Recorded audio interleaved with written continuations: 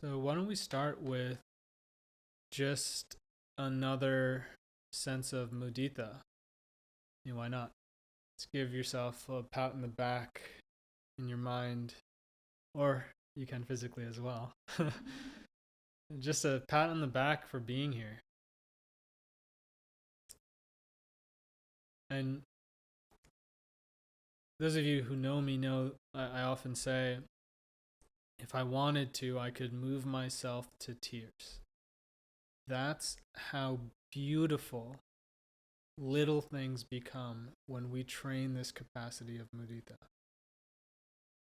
I mean, really, when I look around and all these blanketed people, I mean, it's so beautiful.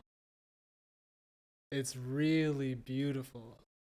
Different people, different backgrounds, different experiences, united on this path towards peace. Wow, can you feel that in the body?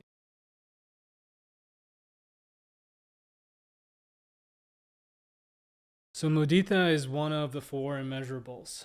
It's also there's a set of four qualities called the four immeasurables. They're also called the Brahma Viharas in Pali, and that literally translates to heavenly abiding.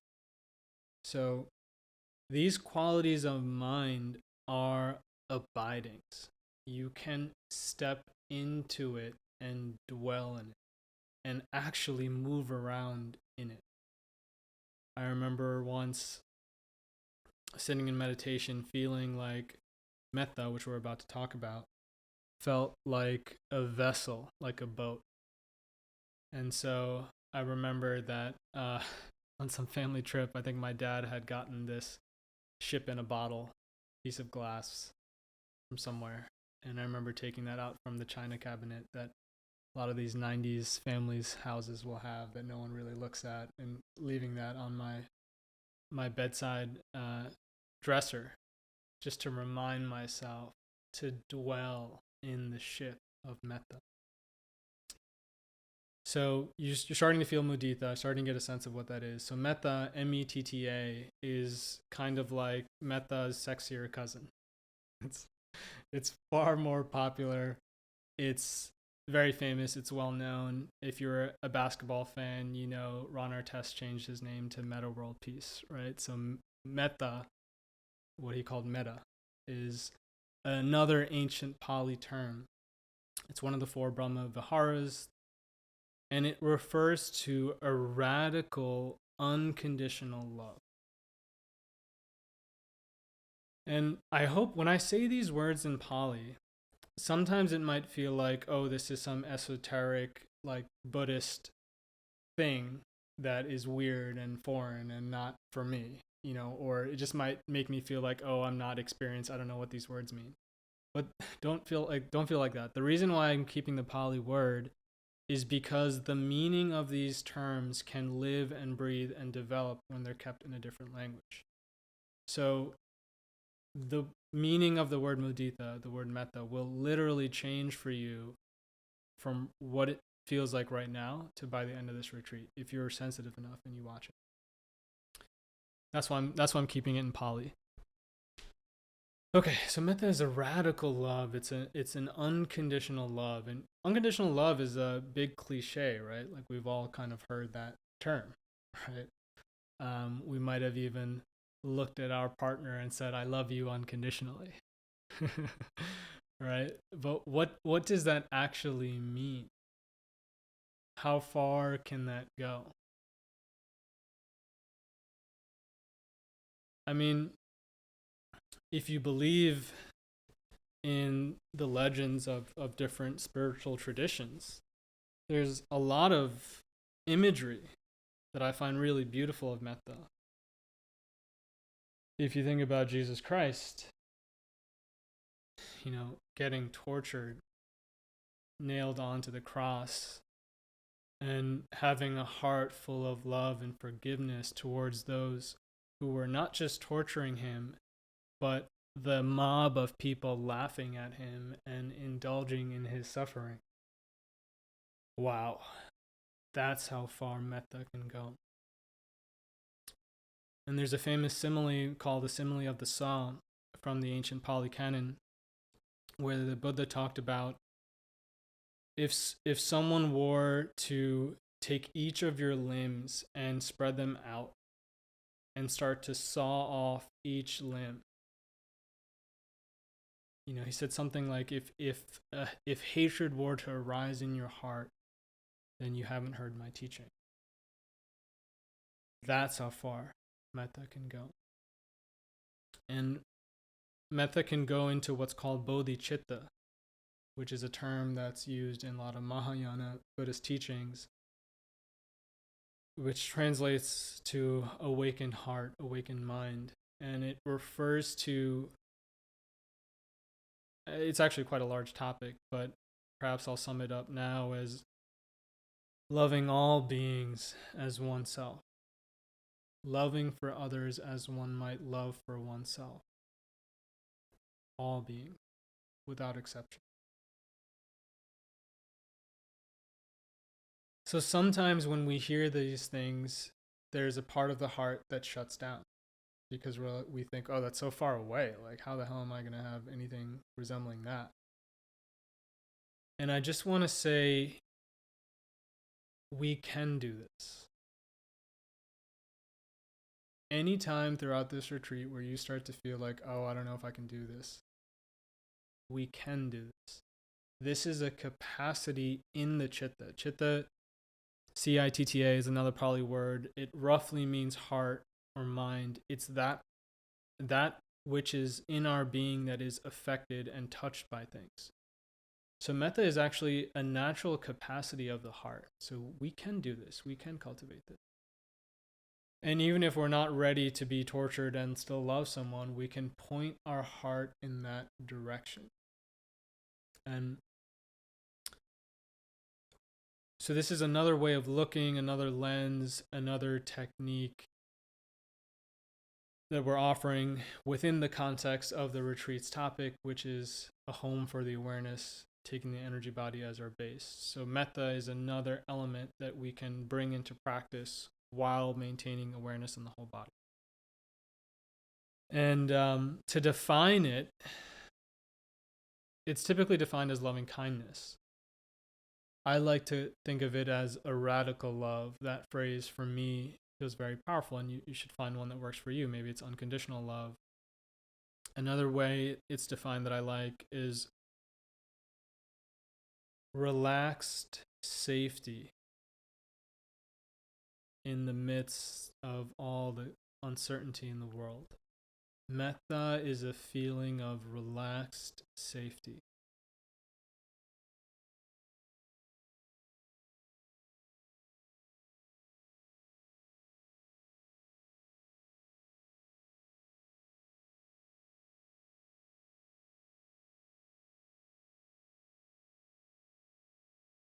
There was a time when a group of monks were traveling in the forest and they got spooked out. They sensed that there were maybe some evil spirits or something like that in the forest. This is in India 2,500 years ago. And so the Buddha gave them this practice of cultivating metta as a means of protection. That's pretty interesting. I mean, what are the means of protection that we use in our world today? Right? It's like get a firearm, get a gun. That's how you protect yourself. Get a house with a gate and an ADT security system, right? And some billionaires will buy an island, right? It's like these are the ways that we protect ourselves. But thousands of years ago, the Buddha, speaking to a group of monks who owned no possessions, who traveled in the woods, he gave them metta. So it's like, whoa, what's going on here? This is totally different than how we approach this idea of safety and protection in today's world. There's another sutta. The word sutta, it refers to discourses or teachings from the ancient Pali Canon, sort of the oldest, or one of the oldest maintained book of teachings from the Buddha. So there's a sutta where the Buddha describes 11 benefits of metta. and among them are protection from fire, protection from arrows. So I would imagine today's term, protection from guns. What's going on here? How could feeling safe, feeling protected, lead to being protected from gun, from fire? One of you talked about affirmations, and it's really interesting to me, the idea of manifesting affirmations that's in a lot of new age kind of spiritual approaches, and it's sort of, I think, looked down on by a lot of traditional Buddhists, and because they'll say it's not in the suttas. And I don't have all the answers. I'm not a fully awakened being by any means. Even if I was, I wouldn't consider me to have all the answers, right? But I do have a relatively open heart when I approach these teachings. And to me, when I consider that metta can protect, like a feeling of safety, a feeling of love can actually protect us and bring us safety, that sounds a little bit like what we talk about in the line of manifesting, right? There's an orientation of the heart that actually influences our experience of the world. And being safe, feeling safe, can actually make us safe. One of my Taoist teachers, Lita Herman, talks about, there's a phrase that she'll say in the context of sort of energetically protecting ourselves from bad energy from others. And she'll say the best protection is no protection. Because when we try to protect ourselves and put on the suit of armor, even energetically speaking, that actually, in the Wei Qi system, in the immune system from a classical Chinese medicine context, it actually becomes a weakness.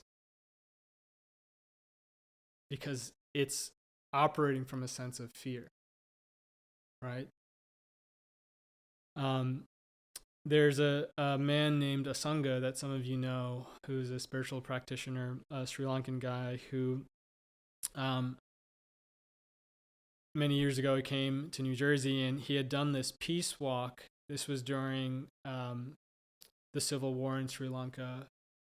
There was a 25-year-long civil war between the Tamil Tigers and the Sinhalese, and so he was a young man back then, Asanga, who was a meditator, said he's going to do a peace walk. He's wearing all white. He's just going to walk from Florida to the UN building in New York City. To basically, that was his expression of wanting the war to end, maybe wanting the UN to help, wanting peace in Sri Lanka. And I remember him telling me long ago about going through the projects in Baltimore, and in some of the worst areas of Baltimore where there was a lot of heroin use and a lot of gang activity. And in the middle of the night, he's this like goofy Sri Lankan guy with long hair, dressed in all white, walking through the hood, right? And I remember him telling me, like, guys in the corner would come up to him and start talking to him. And he maintained this sense of metta, this sense of openness, of love. And he didn't. And what he said, what he described is that the people there could sense that. And it moved them. And they felt a sense of beauty. And just recognized, like, oh, like, we shouldn't mess with this guy. You know? And they protected him. Wow. That's the power of metta.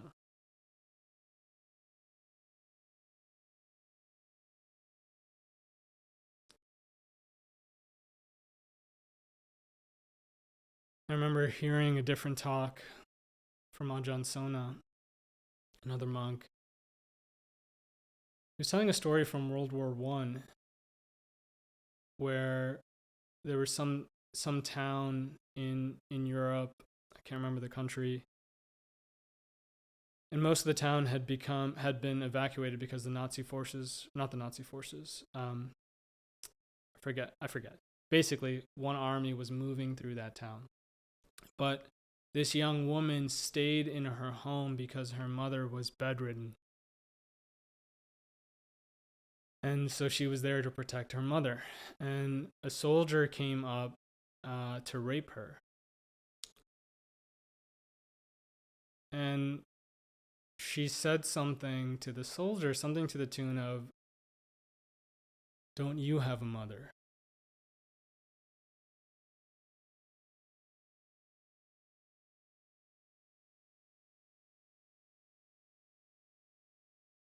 And that image of a mother for the soldier, the image of a mother which includes the mother's love, brought the soldier to his senses, and he left without committing rape. So this is a different kind of protection, and it's very powerful. It's said to be one of the most meritorious qualities of mind that someone can develop. So in terms of karma and generating good karma, it's said to be one of the best things you can do to generate good karma. And again, if you have any sense of belief in this idea of karma, it's again pointing to this idea of we build our sense of the world, we build our experience.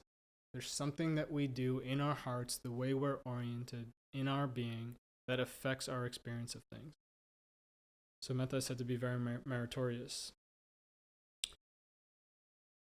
There was a time apparently in the Buddha's time where monks were starting to disrobe and give up their discipline as monks because they felt that they were worried that not being enlightened, because of course not everyone's enlightened, right?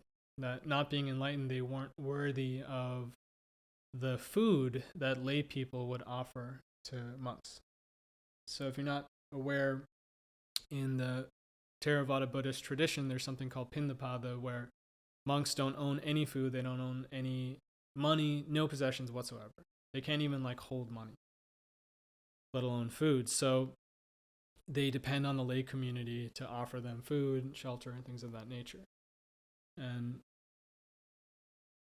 so there was a growing number of monks who were disrobing because they realized they weren't enlightened and they weren't fully awakened, and they felt they weren't worthy of the gifts of lay people. And the Buddha said something like, he basically said that if you can have metta for a moment, like this genuine metta, you're worthy. So that's how powerful this is. It makes us worthy.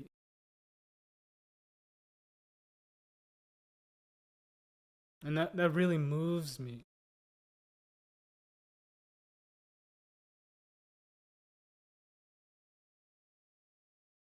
We all want to be worthy of riches and glamour and respect.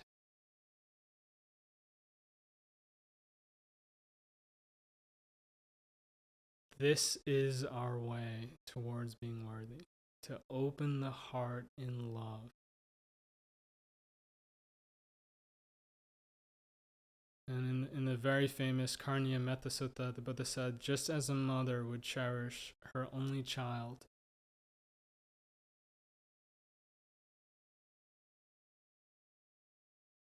let us cherish all beings with a heart of boundless love. So with that, let's enter into a period of practice, finding our ways to a comfortable position.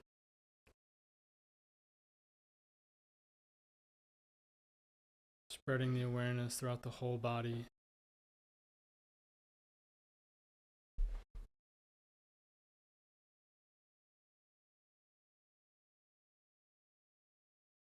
And as we do this, I really want to see if you can taste the flavor of metta in the body. This is something that you feel. You know it when it arises because it's felt. It has a note to it, a flavor. It's like baking bread. It's nourishing. And so, what I'd like us to do is just see if we can generate a sense of deep love in the body.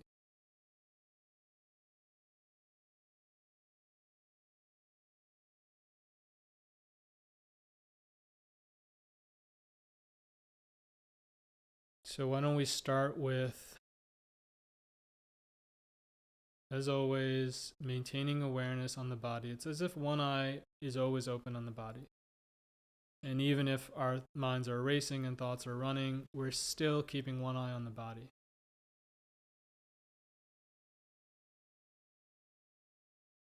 Just try and think about, remember, recall someone or something like a pet or a baby or a family member, someone that's easy for you to love, where your relationship is not complex. And when you think about them, your heart just gushes open with love.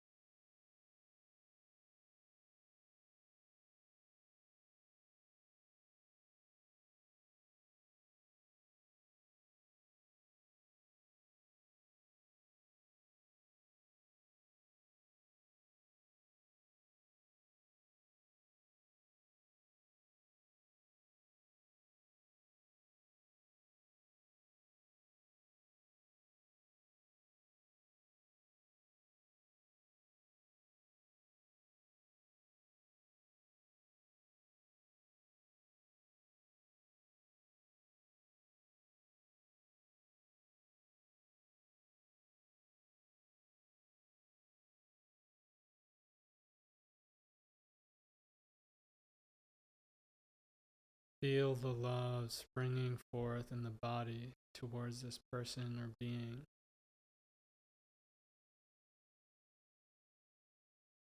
And speaking towards this person, this being, this object in your heart, you can say in your mind, may they be well, happy, and peaceful.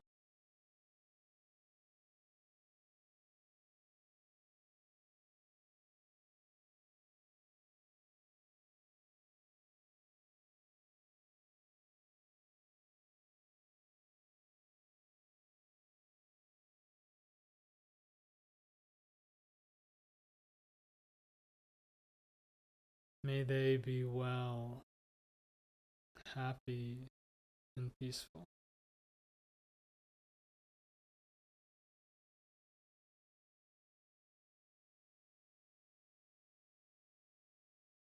May they dwell in relaxed safety, now and always.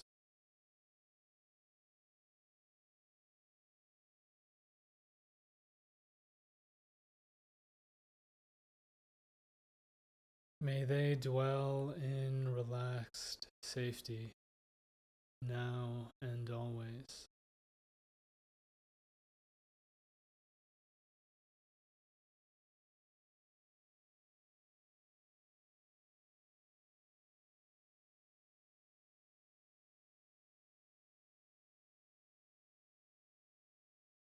And you can say to them, I love you.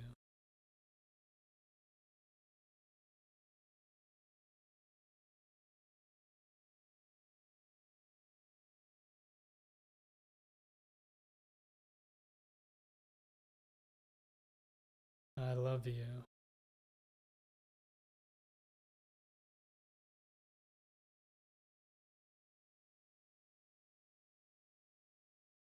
No matter what you do, no matter what you say, I will always love you.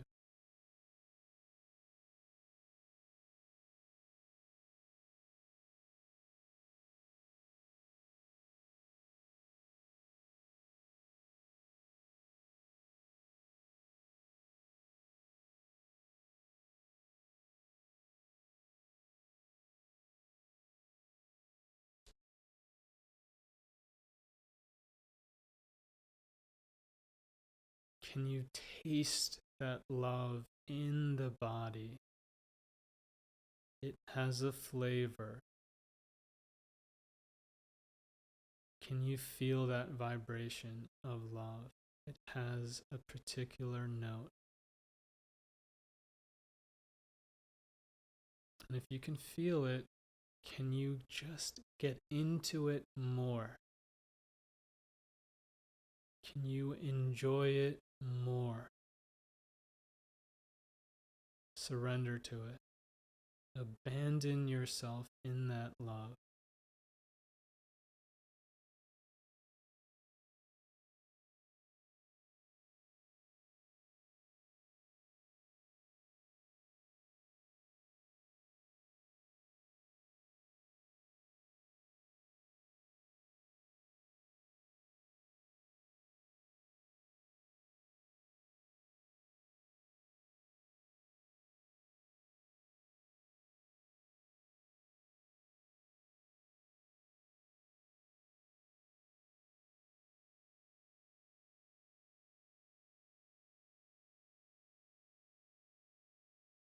Now let's spread that love throughout this room.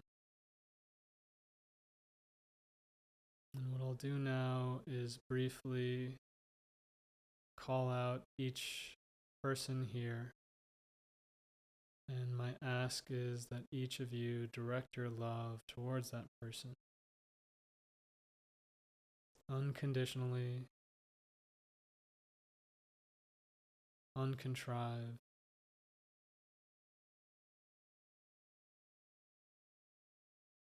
And when I say your own name, I ask that you also give yourself this love.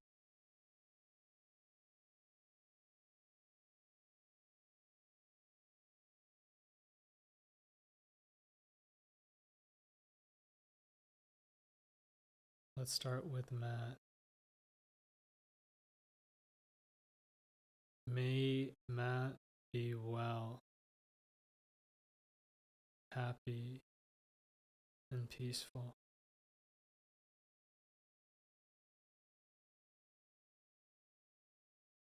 May he dwell in relaxed safety, now and always.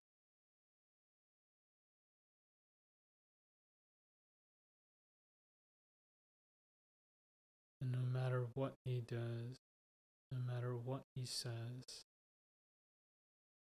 I will always love him.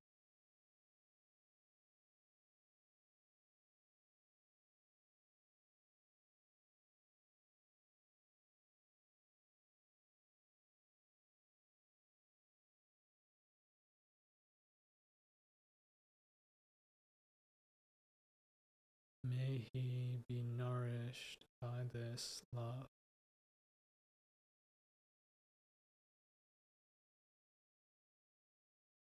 Let's bring our attention to Mus.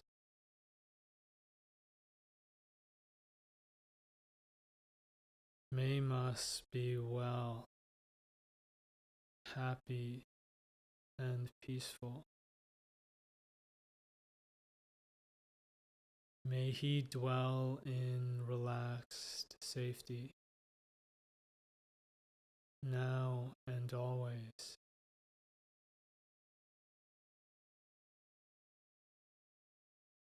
No matter what you do, no matter what you say, I will always love you.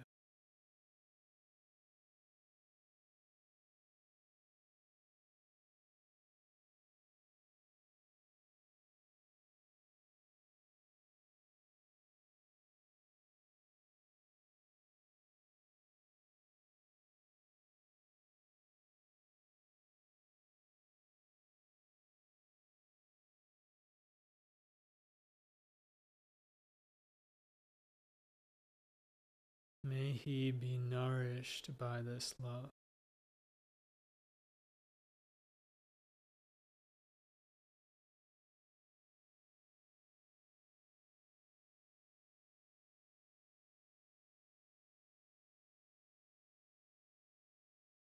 Let's bring our attention to Julia.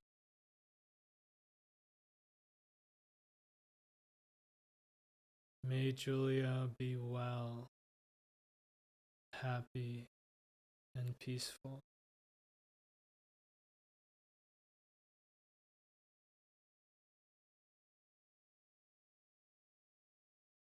May she dwell in relaxed safety now and always.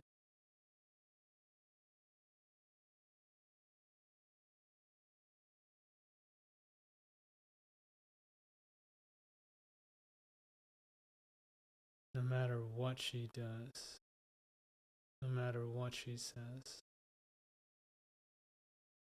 I will always love you.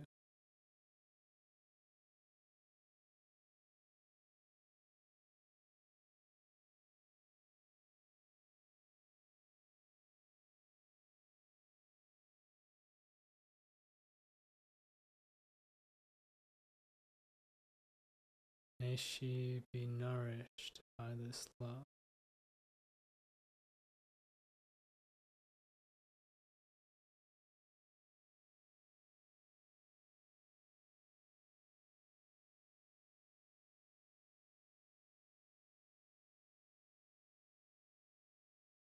Let's bring our attention to Kelsey.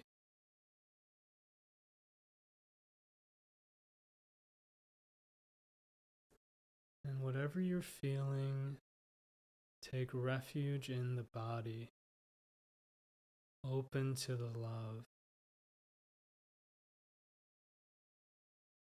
There's nothing here to hold back on. This is something to fully give yourself to.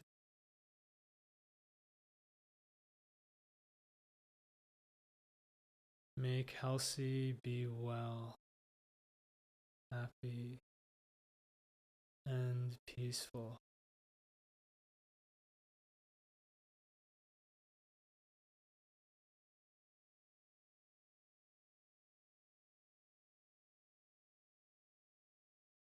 May she dwell in relaxed safety now and always.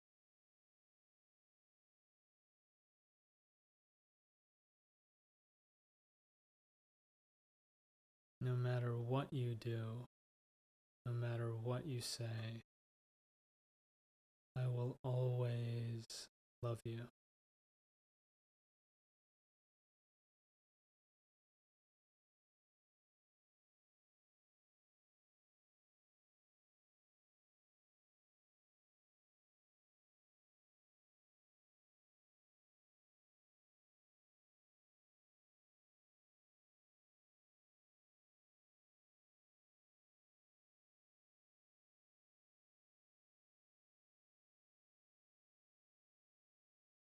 May she be nourished by this love.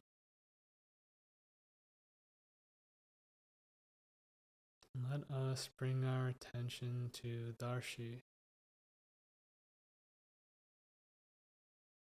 May Darshi be well, happy, and peaceful.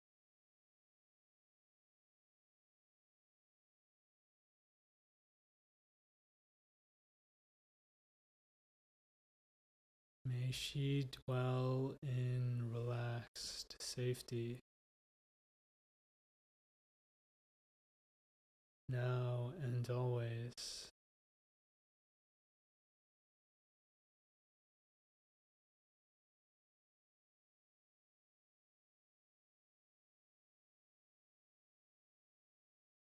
No matter what you do, no matter what you say, I will always love you.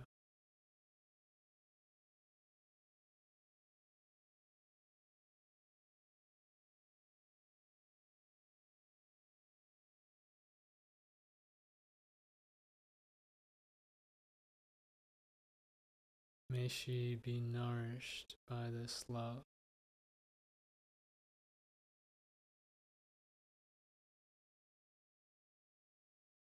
Let us bring our attention to Del. May Del be well, happy, and peaceful.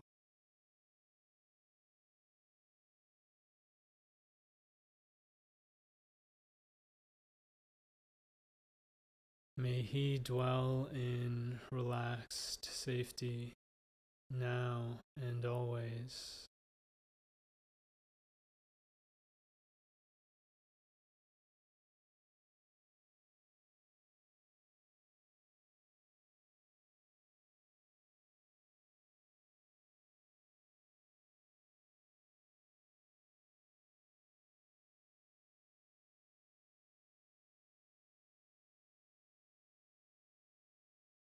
No matter what you do, no matter what you say,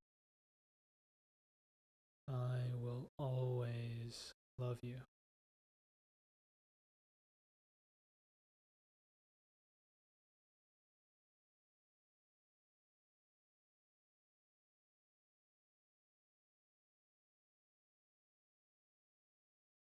May he be nourished by this love.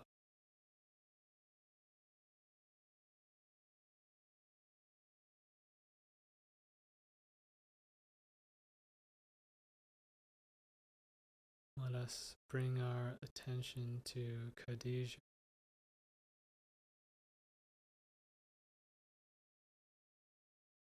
May Khadijah be well, happy, and peaceful.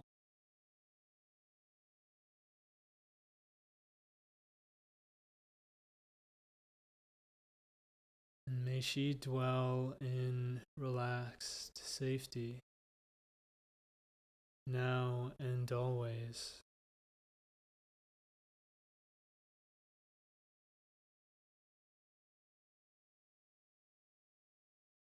No matter what she does, no matter what she said, I will always love you.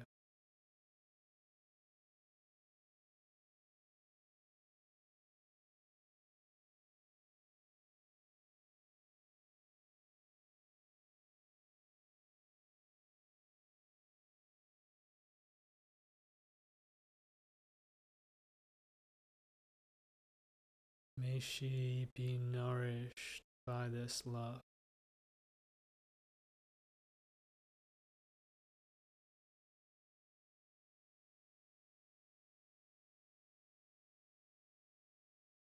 Let us bring our attention to Laura. May Laura be well, happy, and peaceful.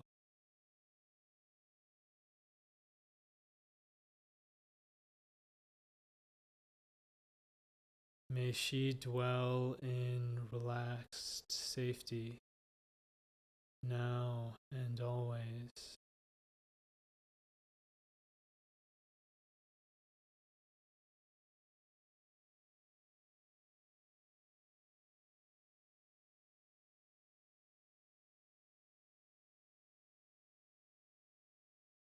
No matter what you do, no matter what you say, I will always love you.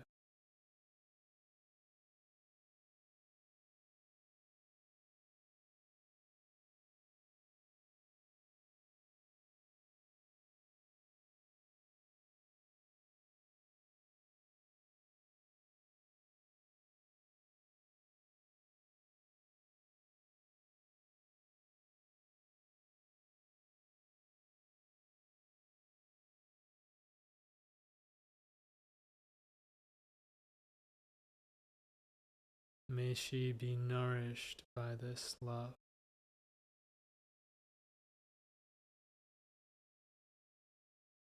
Let us bring our attention to Ranga. May Ranga be well, happy and peaceful.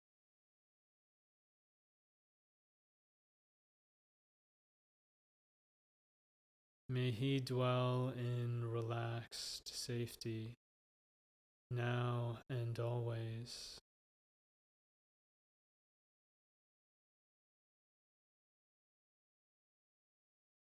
No matter what you do, no matter what you say, I will always love you.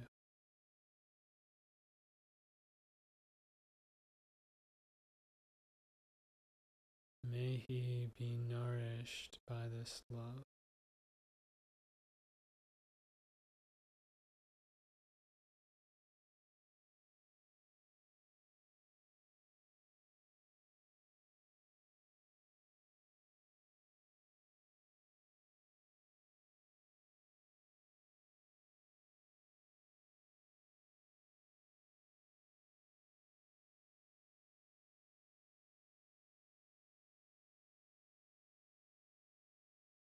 We can imagine that the air in the room is thick with metta energy,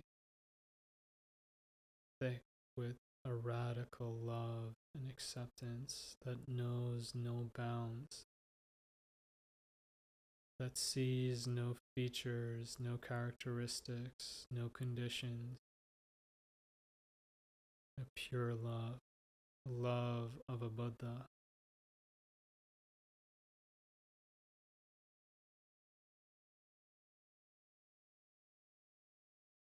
See if you can imagine the air thick with love,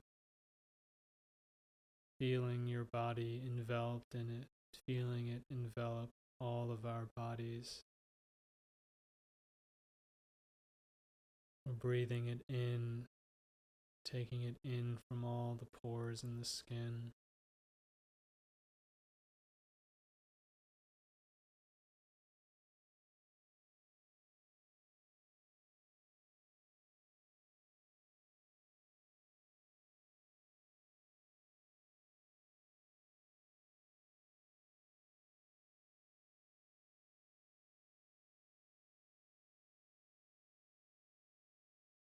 Just take a few moments to continue to breathe and marinate in this metta.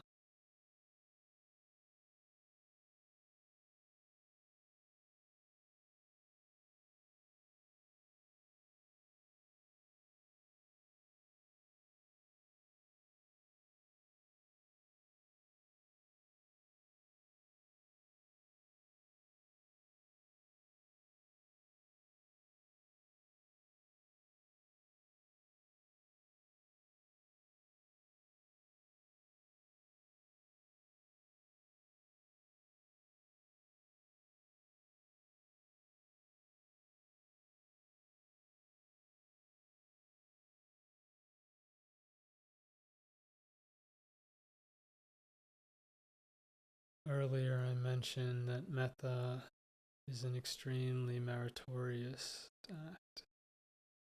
So we can imagine there are many blessings arising from this practice that we've just done. And what does it feel like to share those blessings with the world?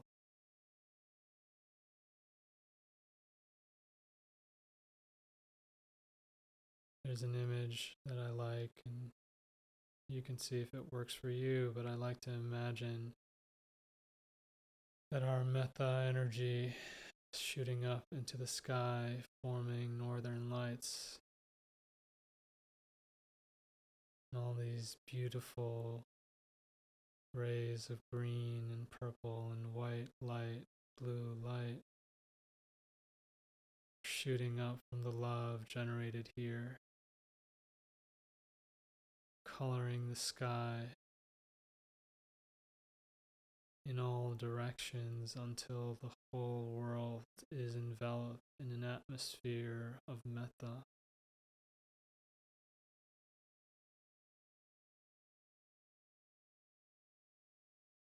And if that image feels difficult to hold, maybe it's easier to just feel metta radiating from your body in all directions. What does it feel like to give these blessings away for all beings?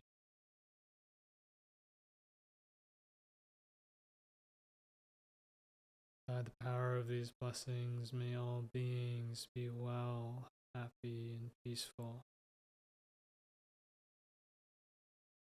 May they dwell in relaxed safety now and always. Sadhu, sadhu, sadhu.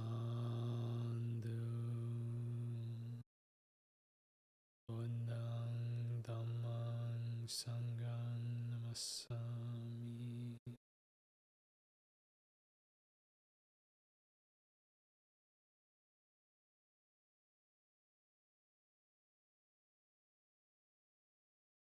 Whenever you're ready, you can open your eyes. Feel free to stretch out your legs, stand, or keep sitting. And before we close for the night, I'd love to hear from everyone who feels like sharing. If they want to speak about their experience just now. Did you feel like you could taste the flavor of metta in the body? So first, when I say tasting the flavor of metta in the body, finding the note, who knows how it'll present itself. So if it feels like it's the third eye opening, then great. That's a flavor, that's a note, right? And just to see how the body responds will be my continual encouragement for this retreat. And I'm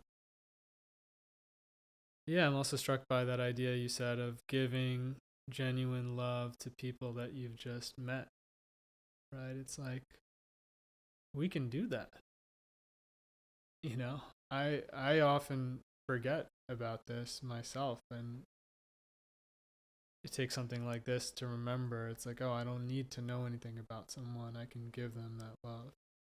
And somehow I don't lose anything in the process. Somehow I'm nourished. Thank you. It's really so lovely to hear all of you speak. And I want to say, for you, you mentioned how that phrase, I forget what the phrase was, but that particular phrase spoke to you, right? And I really encourage everyone to find phrases that really work for them. So the ones I offered today are ones that are sort of like grooved into my mind. So I can say that phrase and very quickly the metta comes because I've been doing it for years, right? And so sometimes there'll just be a phrase that really works for you. And you can, as you mentioned, go about your day, your whole day, bringing that phrase, seeing if it feels open. So I think that's very important. And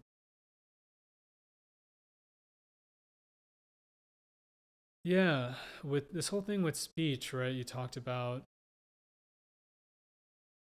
taking your patience with regards to what you say, and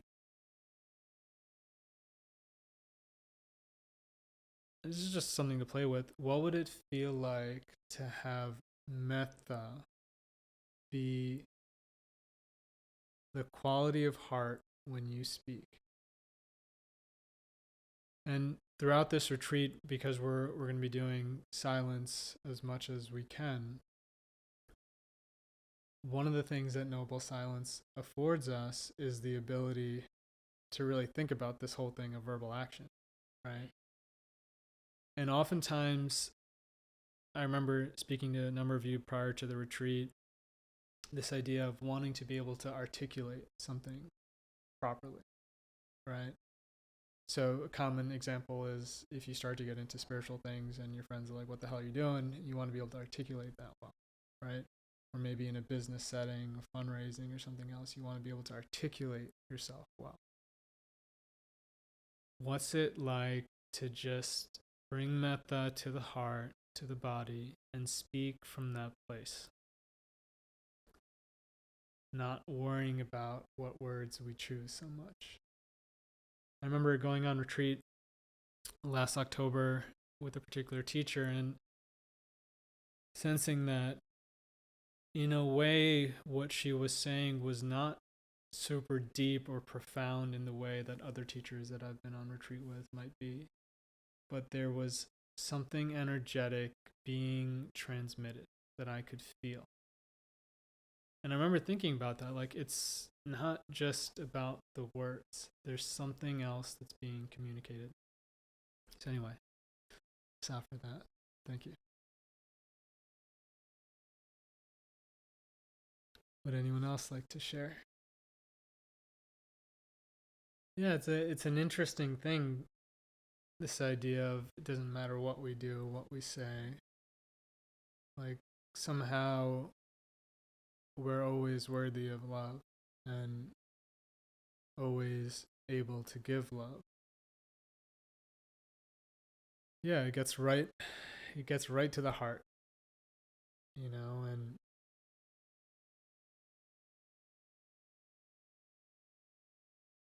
yeah, may all good things come to you. Yeah. Yes. Yeah, I want to say first of all, it's very welcome to cry here. And you might detect that I'm moments away from tears often when I speak about some of these things. So I want to say that.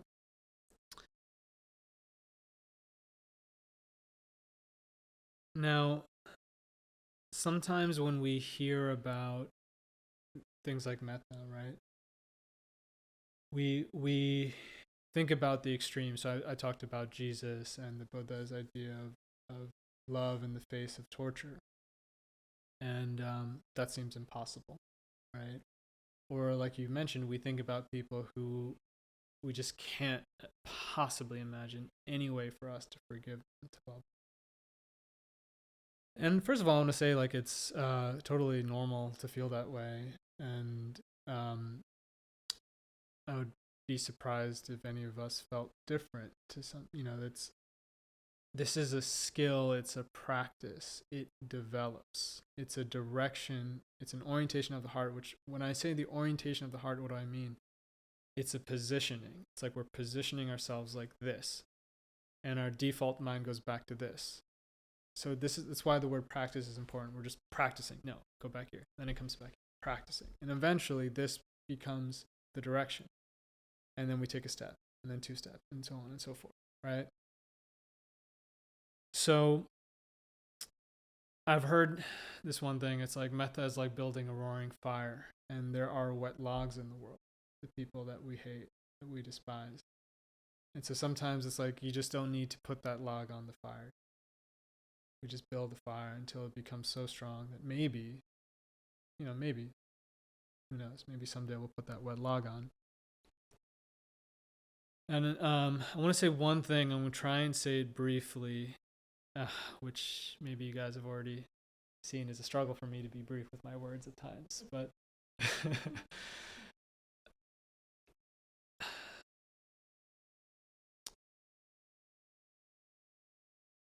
don't even think if I want to bring this out.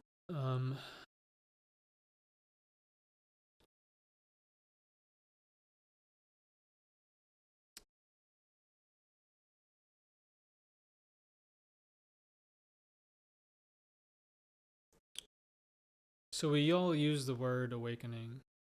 Maybe not all of us, but I think many people in the room have heard that word awakening. And it means different things to different people. Different teachers talk about it differently. The word Buddha means awakened one. And in that context, it means awaken to the emptiness of all things. Emptiness is this word sunyata in Pali. And emptiness, I just want to say, it's very deep. Everything that we're talking about, metta, emptiness, mindfulness, as I said before, it'll have a certain meaning today. But as you continue to practice, it'll evolve, right? So emptiness roughly means that all phenomena, all things, all beings, all objects, time itself, space, others, ourselves, are empty of an inherent existence or essence. Meaning, there's no objective reality to anything. There's no essence that exists on its own side. Another way of saying this that's a little bit easier to understand is that all things are dependent on the mind, dependent on ways of looking. So, metta is a way of looking that, as I said before, it brings us safety, it brings us blessings, right? How do I want to say this? So all things are empty. They're dependent on the mind. Another way of saying empty is that it's dependent on the mind. So typically when we hear this, it sounds like nihilism. It sounds like everything is meaningless. But it actually means the opposite. It means that it's because nothing has an inherent meaning to it. It holds limitless possibility. Right? So let's take Matt as an object here. When we first saw Matt today, there was a certain quality of Matt. The Mattness of Matt was perceived in a particular way. And then when he opened his mouth and said a few words, perceived in a different way. Now, what happened when we did metta towards Matt? Something shifted. Matt became something else. All things are empty. This is a deep truth. And it's said that when we see emptiness, metta and compassion flow forth uncontrived. When we see emptiness deeply, love flows forth uncontrived. It's because we don't see the emptiness of things that our hearts are obstructed. When we perceive something, we give it certain characteristics.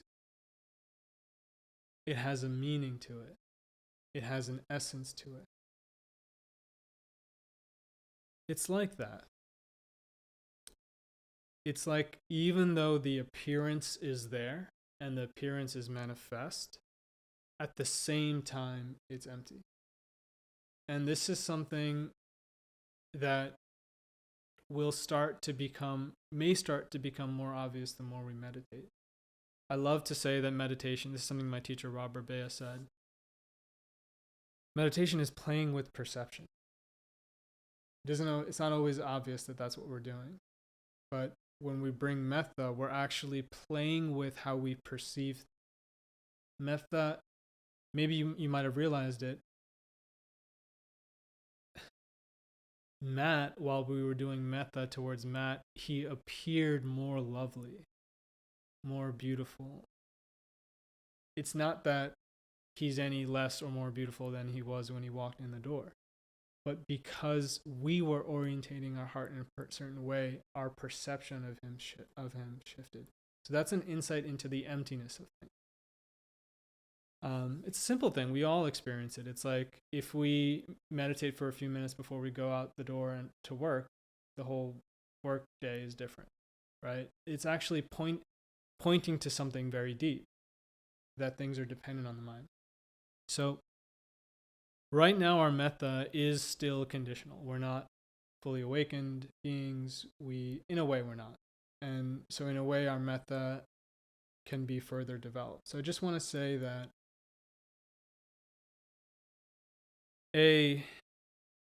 there's a reality that can be seen. Once we see it, love flows forth. And so to take the example of people that we despise or hate, it's like we don't see them as empty. We see them as dark, evil. And that's informed by certain views and histories and all kinds of things. But it's possible through practice to see that all beings are empty. even time is empty. So what happens to our sense of time when we're sitting in meditation and there's pain and we want the session to end? Time feels a certain way. It feels like it slows down. What happens to time in meditation when there's bliss and the body is just tasting something so sweet that it's never tasted before? And phenomena start to fade. We experience time differently. Even time is empty. And yes, even the people we hate are empty. Anyway, I wanted to be brief.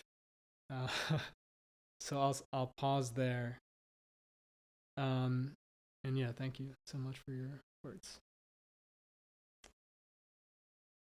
So I'll just give a quick, if anyone wants to share anything and they haven't spoken yet, if they want to share about their experience, please feel free.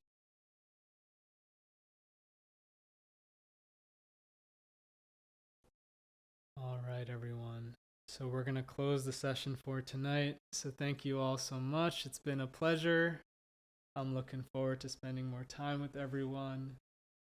Thank you so much for watching. And if you want to learn more and get some free resources, check out my website, meditatewithranga.com.